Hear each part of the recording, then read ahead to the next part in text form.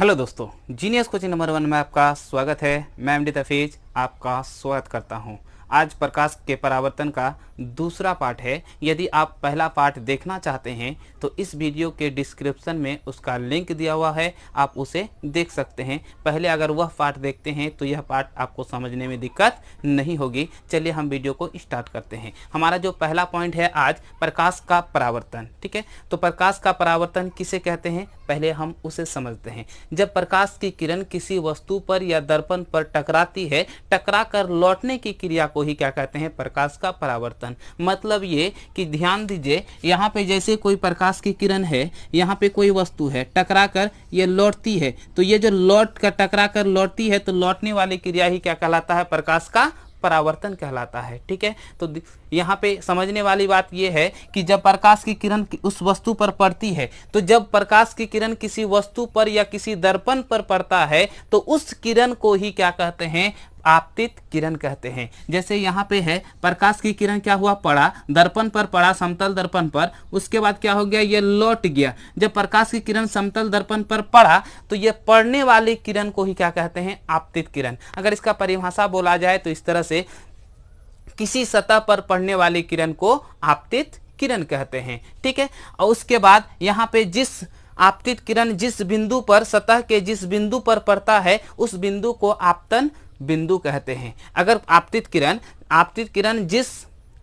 किरण सतह के जिस बिंदु पर पड़ती है उस बिंदु को ही क्या कहते हैं? आपतन बिंदु कहते हैं। माना कि जैसे यहाँ पे देखिए, एक आपतित किरण आया, इस सतह पर पड़ा, तो यहाँ पे जो पड़ा ये वाला बिंदु को क्या कहते हैं? आपतन बिंदु कहते हैं, जो यहाँ पे इंडिकेट करके रखे हैं। ठीक है, उसके बाद आपतित किरण किसी सतह पर जब पड़ती है, पड़कर लौटती है, और जो लौटने वाली क्रिया होती है या लौटने वाली किरण होती है, उस किरण को प्रकाश का परावर्तित किरण कहते हैं या फिर परावर्तित किरण कहते हैं। अब ध्यान दीजिए, यहाँ पे समझने वाली बात इस तरह से है कि अगर हम माना कि किस तरह से इसको याद रख सकते हैं, माना कि यहाँ पे एक दुकान है ना, यहाँ पे एक दुकान है, ये ग्राहक है।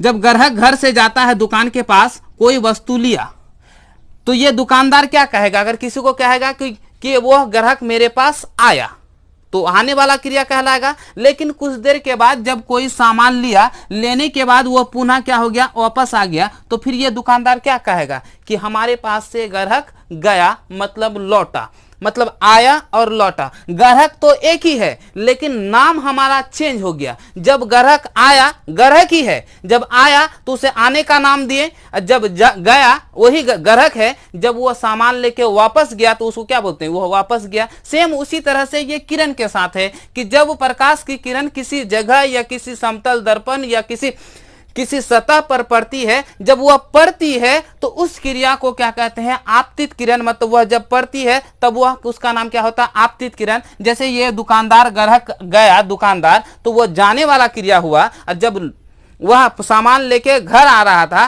तो वो क्या कहला? लौटने वाली क्रिया हुआ। सेम उसी तरह से यहाँ पे आपतित किरण, जब यहाँ पे क्या हुआ?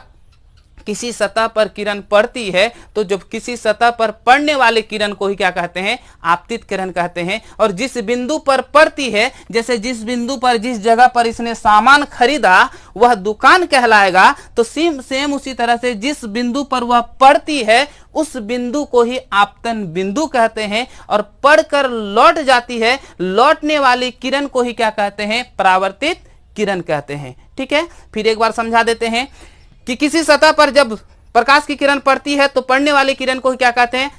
आपतित किरण कहते हैं। जिस बिंदु पर पड़ता है उस बिंदु को क्या कहते हैं? आपतन बिंदु कहते हैं। और जब लौट जाती है वह किरण तो उस किरण को क्या कहते हैं? परावर्तित किरण कहते हैं। ठीक है, तो इसका परिभाषा अगर देखा जाए आपतन बिंदु का, तो इस तरह से हम दे सकते हैं। ठीक है, कि आपतित किरण किसी सतह के जिस बिंदु पर पड़ता है उस बिंदु को आपतन बिंदु कहते हैं। ठीक है, उसके बाद परावर्तित किरण का अगर परिभाषा देखा जाए तो इस तरह से होगा कि आपतित किरण किसी सतह से टकरा कर जब लौट जाती है तो लौटने वाली किरण को ही क्या कहते हैं? परावर्तित किरण कहते हैं। ठीक है, उसके बाद किसी सतह पर डाला गया लंब अभिलंब कहलाता है। किसी सतह पर डाला गया लंब अभिलंब कहलाता है। उसके बाद यहाँ पे देखिए कि आपतित किरण अभिलंब के साथ जो कोण बनाती है उसे आपतन कोण कहते हैं।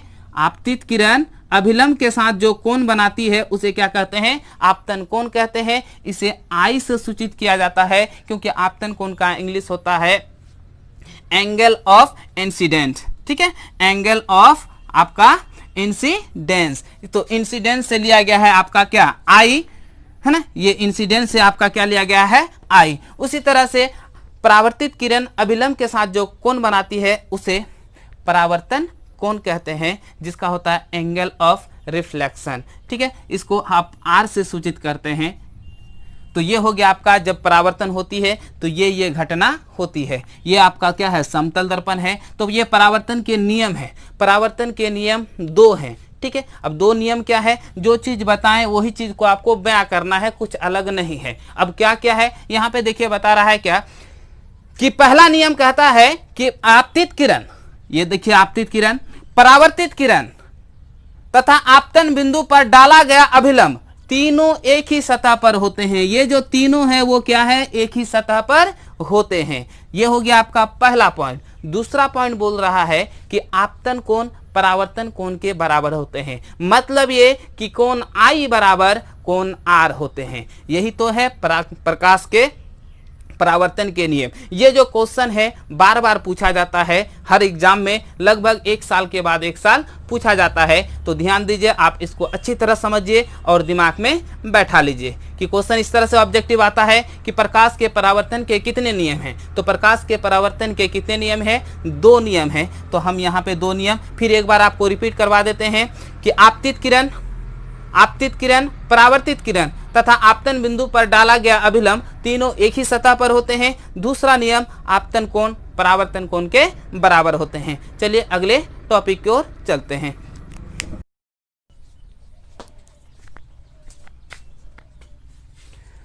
अब बात करते हैं प्रतिबिंब की। जो प्रतिबिंब का इंग्लिश होता है इमेज। पहले यह समझ लेते हैं कि प्रतिबिंब है क्या। ठीक है, देखिए प्रतिबिंब है क्या, सिंपल भाषा में ये समझिए कि जब किसी वस्तु से आ रही प्रकाश की किरणें अपवर्तन या परावर्तन के बाद जिस बिंदु पर कटती है या कटी हुई मालूम होती है उसे उस बिंदु का प्रतिबिंब कहते हैं। उसे उस बिंदु का प्रतिबिंब कहते हैं। ध्यान दीजिए, फिर एक बार बताते हैं, किसी वस्तु से आ रही प्रकाश की किरणें अपवर्तन या परावर्तन के बाद जिस बिंदु पर कटती है या कटी हुई मालूम होती है उसे उस बिंदु का प्रतिबिंब कहते हैं। प्रतिबिंब को 2 भागों में बांटा गया है। पहला है वास्तविक प्रतिबिंब, दूसरा है काल्पनिक प्रतिबिंब। सिंपल भाषा में ये समझिए, वह प्रतिबिंब जिसे पर्दे पर प्राप्त किया जा सकता है, जिसे मतलब हम देख सकते हैं। ठीक है, तो वैसी प्रतिबिंब को क्या कहा जा सकता है? वास्तविक, जो वास्तव में बनता है। जो वास्तव में नहीं बनता है, सिर्फ महसूस कर सकते हैं, तो वैसे प्रतिबिंब को हम काल्पनिक प्रतिबिंब कहते हैं। ठीक है, तो वास्तविक प्रतिबिंब का अगर परिभाषा बोला जाए तो ये होगा, किसी वस्तु से आ रही प्रकाश की किरणें अपवर्तन या परावर्तन के बाद, ठीक है, जिस बिंदु पर किसी वस्तु से आ रही प्रकाश की किरणें अपवर्तन या परावर्तन के बाद जिस बिंदु पर वास्तविक रूप से कटी हुई मिलती है उस प्रतिबिंब को ही वास्तविक प्रतिबिंब कहते हैं। सिंपल है कि यदि वहां पे वास्तव में कटा हुआ पता चलता है तो वो क्या हो जाएगा? वास्तविक प्रतिबिंब। यदि वहां पे वास्तविक प्रतीत होता है, सिर्फ प्रतीत होता है, तो वो हो जाएगा काल्पनिक। अगर काल्पनिक का परिभाषा देखा जाए तो पहले वास्तविक का ये समझ लीजिए कि जैसे यहाँ पे देखिए, यहाँ पे जैसे हमने क्या लिया, एक अवतल दर्पण लिया, या दर्पण के बारे में भी आगे वाला वीडियो में हम जरूर बताएंगे। पहले इतना समझ लेते हैं अभी प्रतिबिंब के बारे में। ये आपका आपतित किरण है, दर्पण से टकराया, यहाँ पे देखिए स्पष्ट रूप से बनता है।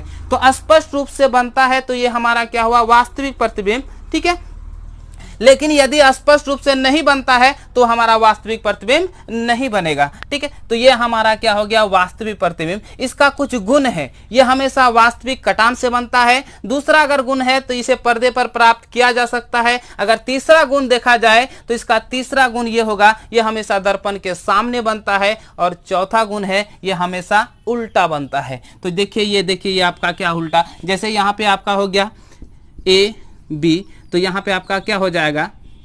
B डैश, यहाँ पे ए डैश, ये हमेशा क्या बनता है, उल्टा बनता है। तो चलिए हम काल्पनिक प्रतिबिंब के बारे में जानते हैं। तो काल्पनिक प्रतिबिंब का इंग्लिश होता है वर्चुअल इमेज, ठीक है। तो किसी वस्तु से आ रही प्रकाश की किरणें अपवर्तन या परावर्तन के बाद जिस बिंदु पर कटी हुई प्रतीत होता है तो उसे उस बिंदु का क्या कहा जाता है, काल्पनिक प्रतिबिंब कहते हैं। जैसे यहाँ पे देखिए, यदि प्रकाश की किरण, दो किरण यहाँ पे गया और पुनः वापस आ गया, फिर यहाँ से वस्तु से गया प्रकाश और यहाँ गया, लेकिन यहाँ पे हमको मालूम होता है कि यहाँ पे इस जगह पे कटेगा, हम महसूस कर सकते हैं, मतलब उसे आभास कर सकते हैं। तो ये आभास क्रिया करने वाला जो प्रतिबिंब बनता है उसके कारण उसे ही क्या कहते हैं, आभास प्रतिबिंब, आभासी प्रतिबिंब या फिर काल्पनिक प्रतिबिंब। इसे आभासी प्रतिबिंब भी कहा जाता है, ठीक है, इसे आभासी प्रतिबिंब भी कहा जाता है। तो चलिए हम दोनों प्रतिबिंब के बारे में समझ गए। अब दोनों में क्या अंतर है, तो ज्यादातर सवालों में पूछता है कि वास्तविक प्रतिबिंब तथा काल्पनिक प्रतिबिंब में अंतर स्पष्ट करें। तो हम एक लाइन ड्रॉ किए हैं, उसका जो विशेषता है, चलिए इसके विशेषता को पहले हम बताते हैं। ये हमेशा बनता है, सीधा बनता है, यह हमेशा दर्पण के पीछे पर बनता है, जब यह वास्तविक है ही नहीं, जिसको देख ही नहीं सकते हैं, इसीलिए यह हमेशा जो है इसे पर्दा पर प्राप्त नहीं किया जा सकता है। और यह हमेशा काल्पनिक बनता है, क्योंकि काल्पनिक कटानों से बनता है, सिर्फ इमेज कर सकते हैं कि ये वहां पे वह इस तरह से कट सकता है, ये वहां पे जा सकता है, या इस तरह से हो सकता है, मतलब हम सिर्फ कल्पना कर सकते हैं, इसीलिए यह काल्पनिक कटान से बनता है। चलिए हम देखते हैं वास्तविक प्रतिबिंब तथा काल्पनिक प्रतिबिंब में अंतर स्पष्ट करें, ठीक है, मतलब उसमें कुछ अंतर है, उसे हम स्पष्ट करते हैं। जो पहला पॉइंट है दोनों में यह है कि यह वास्तविक कटान से बनता है, वास्तविक प्रतिबिंब, और दूसरा जो है वो काल्पनिक प्रतिबिंब जो है वो काल्पनिक कटान से बनता है। दूसरा पॉइंट है आपका, इसे पर्दे पर प्राप्त किया जा सकता है, इसे पर्दे पर प्राप्त नहीं किया जा सकता है, मतलब वास्तविक प्रतिबिंब को पर्दे पर प्राप्त किया जा सकता है, काल्पनिक प्रतिबिंब को पर्दे पर प्राप्त किया नहीं जा सकता है। तीसरा आपका पॉइंट है, यह हमेशा दर्पण के सामने बनता है, मतलब वास्तविक प्रतिबिंब में, उसके बाद काल्पनिक प्रतिबिंब में हो यह दर्पण के हमेशा पीछे बनता है। उसके बाद चौथा पॉइंट है, यह हमेशा उल्टा बनता है, यह हमेशा सीधा बनता है। लेकिन अपवाद में एक दो ऐसा भी प्रतिबिंब है कि उल्टा भी बन जाता है और दोनों में सीधा भी बन जाता है, लेकिन इसको अपवाद को छोड़ के अगर देखा जाए तो यह क्या होता है, सीधा बनता है, ये उल्टा बनता है, यह हमेशा सीधा बनता है। ये आपका VVI क्वेश्चन है, ठीक है।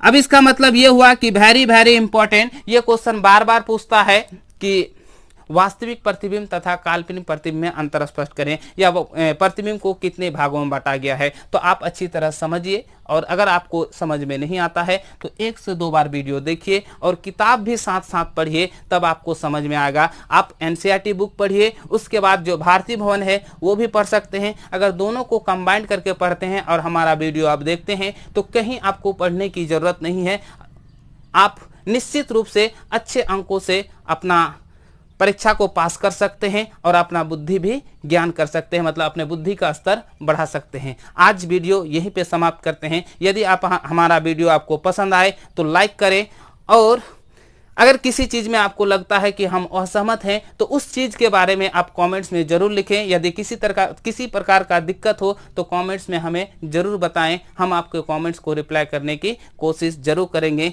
अगर आप हमारे चैनल में नए हैं तो सब्सक्राइब करना ना भूलें और बगल में जो बेल आइकन है उसे ज़रूर दबाएं। आज यहीं पर समाप्त करते हैं। जय हिंद।